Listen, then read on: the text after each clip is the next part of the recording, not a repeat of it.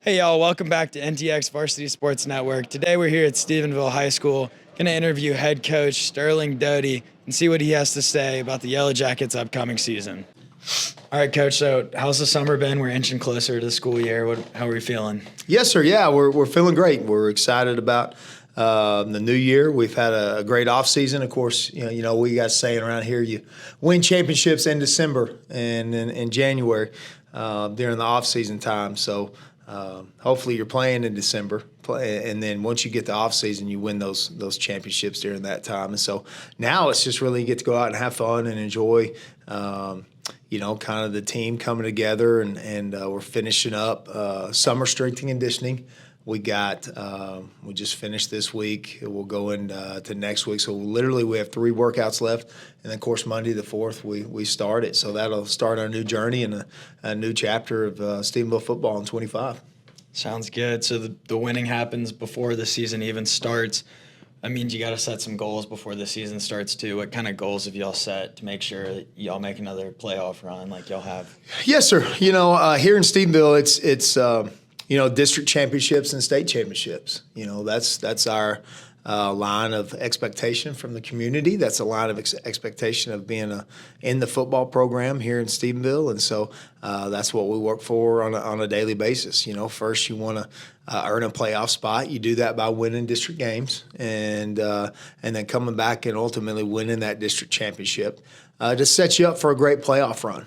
And then get in the playoffs and play good football, get to December, and then ultimately make it to Jerry's World and win the sucker. So that's kind of what expectations are of us and for ourselves. Having won 6 state championships, we're striving for that number 7 every day. So we're talking about the winning history. You're part of that winning pedigree. How does it feel to coach at the school that you were a part of some state titles for? Yeah, I tell you what, it's really special. Just really blessed to be back here and to roam the same halls that shaped and developed me as a young man. Also, my wife, she was born and raised here, so she bleeds blue and gold. And we jumped at the opportunity back in 19 to be able to come back and just influence young men through the game of football, just the way that we were as athletes here at Stephenville High School. Got to play for some great ones. Coach Art Browse was my high school head coach here in 98, 99, won back-to-back state championships, 31-1 over that span. And then, Coach Copeland, when Coach Browse went to the college ranks, went up to your alma mater, up the guns up. Just saw Coach McGuire down at coaching school just this past week, and he's fired up and ready to go and ready to land. So he's always, a hoot and a holler. He's one of us. But when Coach left to go join the staff, Coach Leach's staff up in Lubbock, that was going into my senior year, and so Mike Copeland took over. He was a longtime defensive coordinator here. So, man, I was shaped by a lot of just great coaches, but more importantly, great men that developed great men. And so it's just really awesome to be able to be back here and do the same. So you spoke about leaders that shaped you. You're speaking about coaches. How important is it to have leadership on the field with the players that actually have the pads on? Yeah, we got another saying around here, leaders lead. And so that goes for everybody. No matter what your role is on the football team, you have an opportunity to pull us in the right direction. So are you going to be a guy that's going to pull each other up, lift each other up, or are you going to be somebody that's going to push somebody down? And so everybody's got a role and responsibility to lead and do things right. In the classroom, in the community, and on the competition field. And so when you truly have a locker room that's full of guys that see the value in that, that's when you know you got something special. So throughout spring practice in the summer, have there been any guys that you've seen that have already stepped up and filled into those leadership spots? Sure. We were really blessed to have a lot of great football players coming back. 2 of those players, were captains for us. One of our 4 captains from last season, and Colton Dirth and Hudson Butchie. And so we got 10 coming back on defense. Of those 10, 6 of them are going to be 3-year starters over there. So, they've played 28 ball games and been on the lights 28 times, been in the regional finals twice. And so they've experienced a lot and shoot now, it's their time they've led, like I mentioned before, but now, man, it's your senior year. You're only guaranteed 10. And man, they busted their tails and had a great offseason and great summer. And then you just see other guys rise up and some other returners. I got a quarterback battle right now, so all those guys are leading. And so, yeah, it's been a really good offseason and summertime, and now we're getting down to the good stuff. So you mentioned some of these returning guys. How many guys do you have on both sides of the ball?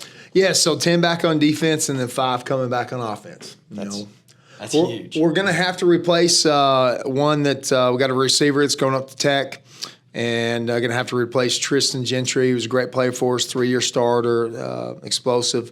We're going to have to replace him. Going to have to replace a really good tailback, and Sawyer Wilkerson, and then, of course, Trigger Man. He started 32 games here over the last 3 seasons, started 5 as a sophomore and then 28 the last.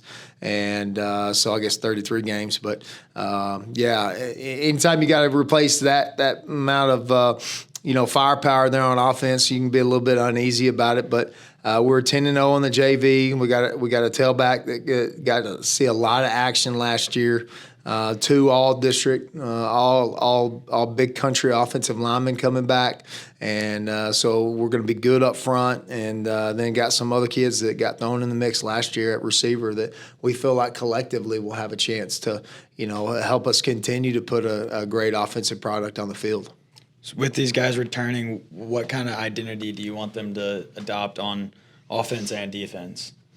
Fast. I'm going to play fast. We want to be physical, and we want to have fun. The 3 Fs, we're going to throw an F there in physical. I wasn't an English major, but, yeah. So play fast, be physical, and go have fun. That's the mentality, and we want our guys to go out there and lead. And you only get one go-around, one shot at this. You don't want to have any regrets, and we don't know when it's going to be our last opportunity to go out there and put on the blue and the gold. So we want to make sure that we're doing it right in practice, and so that when those Friday nights come, that it's going to be turned up. So you guys are going to be moving into a new stadium, first year playing in there. What does it feel to be able to have a home for the community and the school? And how excited are you? Really, we can't put in words how special it is. We've played at Tarleton forever, and had the opportunity to, with them kind of move forward in their program. They'd said, hey, you got 2 years left on your contract. And so, man, immediately we went to go work on a bond, and it didn't pass the first time, came back. We got it the second time in November. We had a great construction company in Crossland, great architect in Park Hill. And they got that sucker up in 15 months, and it came in under budget. And it's just beautiful. It seats 7,800. We're really fired up to get in there. Great jumbotron, 5,500 on the home side, 1,500 chairbacks for all of our season ticket holders. I'll say this, with moving over from Tarleton, we had to flip our season tickets. You have a new grid. Of course, it's not going to look exactly the same as what their stadium was. So people had to come in, and we had to base it off of how long you had your season tickets. I felt like it was Cameron Indoor Stadium. I pulled up at 6 o'clock that morning, and there was 41 people lined up outside waiting to get going and pick their seats. We had 2 spend the night.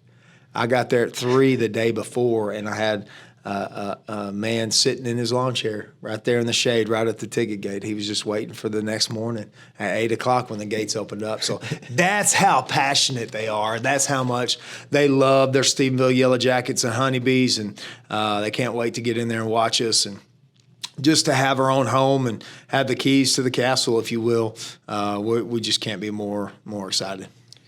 Are there any young guns you're looking forward to see buzz around the field this year that haven't really gotten the playing time in the past just because of their age? Yeah, we've got a couple sophomores here that are working for an opportunity. I'd say that they're kind of on our bubble list right now, and Landry Vosberg and Carter Van Zant, 2 really good players that had really good freshman years, and then like I mentioned, that JV had gone 10-0, and so we had some really good players down there. 4 juniors that were starting on JV down there. So in today's society, delayed gratification, we don't really like that, and we want things now. But those young men. knew what was best for the team and knew what was best for their development. So they were juniors on JV and said, you know what, I want to be on varsity. I wish I was out there, but we had a really deep senior class at O-line, and so it was their role on our team to be on the JV, and man, they just had a phenomenal year and grew so much for those 10 reps. Got to come up, be a part of our 4-week playoff run there. So they got to come in and practice 12 more practices, and you can't overstate how important that is of just gaining that extra experience, extra days of working out. So just excited about those big boys that get to come up there and now have earned their opportunity on Friday night. As someone who's been on the field and the sidelines for these Thanksgiving games, what does it feel like? What does it mean to the guys in the locker room? You're out of school. Used to be we got out on Tuesday, but shoot now, everybody's getting out the whole week. And so you're out of school all week. So, man, all it is just focusing on football. It's just football and family. We practice Wednesday morning, and then we don't come back till Thursday afternoon. And then we have a meal for the players. Then Thursday night, just a little tea day for the team, and it's just a lot of fun and just a great experience. And those moments, and we've had them 3 out of the 6 years that I've been back, and so hopefully we're playing good enough football and stay healthy to be able to get to that Turkey Day, and then just continue on your playoff run. I'd be remiss if I didn't mention in 1999 we played Friendship at Cowboy Stadium there on Thanksgiving Day, and our radio announcer felt like we had too much turkey oil left on our fingers. We had 7 turnovers on the day. We were fortunate enough to recover 4 of those, so we only lost at 3. But we ended up winning 31-28 and went on to win the state championship. But yeah, just memories like that are ones that keep you in the game and keeping you competing. So you're instilling this family culture that your son even goes here. What makes you so excited to come and coach other people's sons every day and make them better?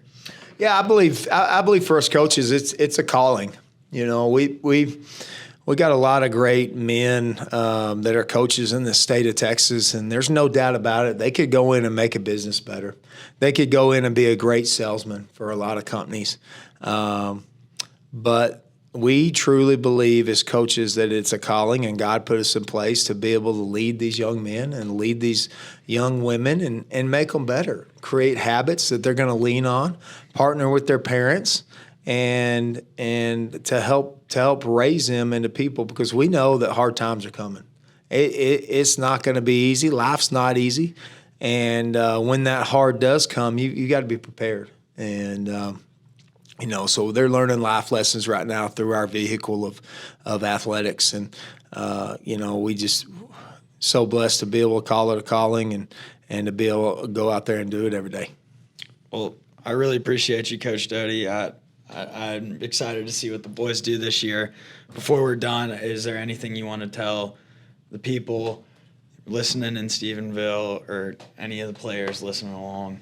Yeah, I think every year we kind of have an underlying motto that we focus on and incorporate in a lot of our talks with the kids, and kind of just something we want them to focus on. And win the day is going to be our overriding theme of everything that we do. Focus on the day, be great today to win tomorrow, all those messages. But, this year our challenge to the guys is to BP 25, and BP stands for be present. I think so many times we get caught up in other things that we have going on. We get tied up into social media for these kids. It's trying to make the highlight reels and just being consumed by our phones and Snapchat and what everybody's doing that we don't take care of the now. We got a lot of great kids coming back. And sometimes with that experience can come boredom, can come, taking things for granted, going through the motions. And so we just really want to challenge our guys to be present wherever you're at. You're at the dinner table, put your phone up, have a conversation with your mom and dad, have a conversation with your siblings. Enjoy that moment. That's not going to last forever. When you're in chemistry class, put your phone up, Listen to the teacher. Yeah, are you gonna be breaking down Pythagorean theorem in your everyday job? Probably not. Probably about 5% of all people use Pythagorean theorem every day in their job. But what you are going to do is you're going to have to learn how to problem solve, and you're going to have to deal with complex situations that you're going to get some tools to, but then you got to put it all together and figure out a solution. And so, we just want our guys to really just enjoy the moment, be in the moment. And then when you're doing the little things out on the field, don't take them for granted. That drill that you've done since junior high, that drill that you've done since your freshman year with your running back coach, don't go through the motions. Don't just take it for granted that, I'm a 3-year starter. I don't turn the football over. Don't take that moment for granted. Get the very most out of that drill, because in the long run, that drill is what's going to pay the biggest dividends there in the long run. Because, in these championship moments, in these championship games, it's going to be decided by 3 plays. 3 plays on offense, 3 plays on defense, 3 plays on special teams. And that's how fine the line of victory and defeat is. And so if we just focus on being present, be in the moment, put our phones up, and enjoy what we got going around us, it's going to be a great year for the Stephenville Yellow Jackets. Oh, we're excited to watch. Thank you very much, Coach. Awesome. Thanks a lot, bud. Thank you. Just had a great chat with Coach Sterling Doty about the 2025 season. Really excited to see what the Yellow Jackets have in store. Until next time, my name's Bud Riley with NTX Varsity Sports Network.